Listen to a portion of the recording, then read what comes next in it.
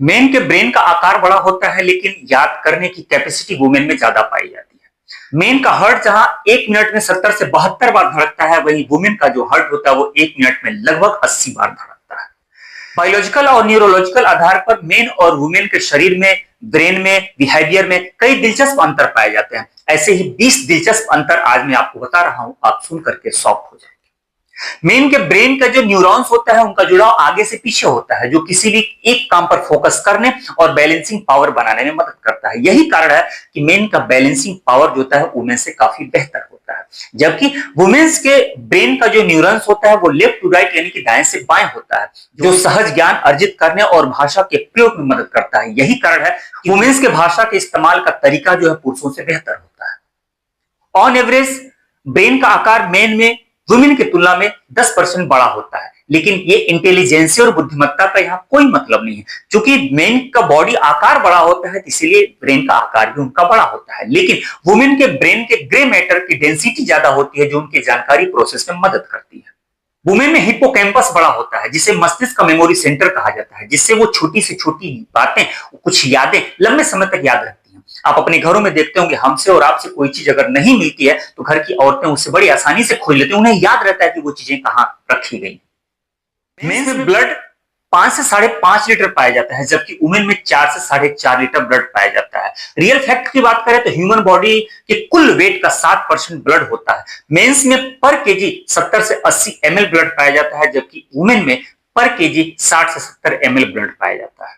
Women का heart main की तुलना में थोड़ा छोटा होता है, लगभग 25% छोटा। छोटा आकार होने के कारण शरीर में ब्लड सप्लाई बनाए रखने के लिए वुमेन के हार्ट को मेन के हार्ट से थोड़ी ज्यादा मेहनत करनी पड़ती है, यानी कि थोड़ा ज्यादा धड़कना पड़ता है। जहां मेन का हार्ट ऑन एवरेज 70 से 72 बार धड़कता है, वहीं वुमेन का हार्ट ऑन एवरेज 1 मिनट में 78 से 80 या 85 बार धड़कता है। मेन के ब्लड में आरबीसी और हीमोग्लोबिन की मात्रा ज्यादा होती है। यही कारण है कि मेन के ब्लड में ऑक्सीजन की सप्लाई भी ज्यादा होती है। मेन का ब्लड जो होता है वो ऑक्सीजन को सेल्स तक ले जाने में ज्यादा सक्षम होता है कंपेयर टू वुमेन। यही रीजन है कि कोई भी काम करने में मेन ज्यादा सक्षम होते हैं। मेन कोई भी काम करते हैं तो जल्दी नहीं थकते हैं, जबकि वुमेन्स काम करती हैं तो जल्दी थक जाती हैं। क्यों? क्योंकि वुमेन के ब्लड में ऑक्सीजन की सप्लाई मेन के कंपेयर में कम होती है। टेस्टोस्टेरोन हार्मोन के कारण मेन यूथ में हाई ब्लड प्रेशर का खतरा ज्यादा होता है, जबकि वुमेन में एस्ट्रोजन हार्मोन के कारण उनका जो ब्लड वेसल्स होते हैं वो लचीले होते हैं, नाजुक होते बने रहते हैं।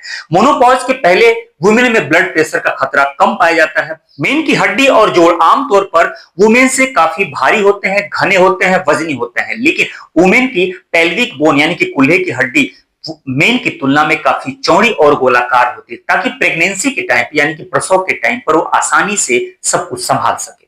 मेंस के शरीर में मसल्स की मात्रा ज्यादा पाई जाती है कंपेयर टू वुमेन। ये 30 से 40% मेन में ज्यादा पाया जाता है, जबकि वहीं वुमेन की बात करें तो उनकी बॉडी में फैट ज्यादा पाया जाता है, जो हार्मोनल बैलेंस बनाने के लिए जिम्मेदार होता है। मेन की स्किन वुमेन के कंपेयर में 25% मोटी होती है और इसी वजह से उसमें कोलेजन की मात्रा भी ज्यादा पाई जाती है। कोलेजन की मात्रा ज्यादा होने के कारण मेन की स्किन में झुर्रियां देर से पड़ती हैं, जबकि वुमेन में झुर्रियां पहले पड़ जाती हैं, यानी कि मेन से पहले वुमेन बूढ़ी नजर आने लगती है।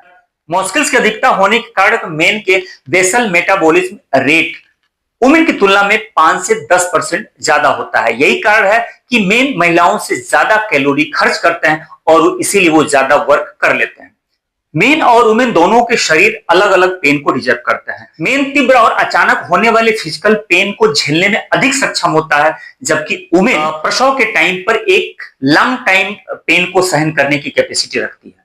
मेन के फेफड़े आकार में वुमेन से लगभग 10 से 12% बड़े होते हैं, जिससे वे एक बार में अधिक ऑक्सीजन अंदर खींच लेते हैं। यही कारण है कि भारी भाग दौड़ वाले कामों में मेन जो है जल्दी नहीं हाँफते, जबकि वुमेन जल्दी थक जाती हैं, हाँफ सकती है।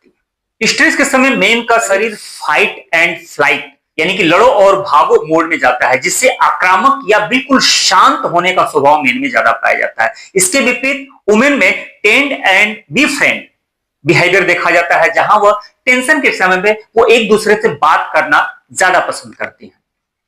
वुमेन बातचीत के दौरान ब्रेन के दोनों हिस्सों का उपयोग करती हैं, जिससे वे अपने शब्दों को बेहतर तरीके से व्यक्त कर पाती हैं, जबकि मेन बातचीत में केवल अपने एक हिस्से यानी कि बाएं हिस्से का उपयोग करता है, इसलिए वो सीधे मुद्दे की बात करता है। ब्रेन की बनावट के कारण वुमेन एक साथ कई काम कर सकती हैं, जैसे घर का काम करना, मोबाइल पे बात करना, किसी से बात करना, सोचना, बेहतर कैसे कर पाना, वो एक साथ कई काम कर लेती हैं। जबकि मेन एक समय पर एक ही काम बहुत अच्छे से और पेशेंस के साथ करता है, उसमें वो ज्यादा सहज है। न्यूरॉन, इनके ब्रेन के न्यूरॉन्स की बनावट भी अलग होती थी। मेन के लिए 3D मैप समझना पढ़ना ज्यादा आसान होता है, जबकि वुमेन में ये चीजें समझना थोड़ा सा मेन के कंपेयर में कठिन होता है। वुमेन की आंखों में रंगों को पहचानने वाले कोन्स की संख्या ज्यादा होती है, जिससे वे लाल, गुलाबी, हरा, नीला, पीला, ग्रे अलग अलग तरीके के सेट को बड़ी आसानी से पहचान जाती हैं। जबकि मेन की आंखें गतिशील वस्तुओं को यानी कि बहुत दूर की चीजों को पहचानती हैं। तो इस तरीके से दोनों में अलग अलग कैपेसिटी पाई जाती है। अगर वुमेन के कंपेयर की बात करें तो वुमेन के कंपेयर में मेन इन सारे कलर को बड़े आसानी से नहीं पहचान पाता है, जबकि दूर की चीजों को बड़े आसानी से मेन की आंखें पहचान जाती हैं, वुमेन की आंखें जल्दी नहीं पहचान पाती हैं।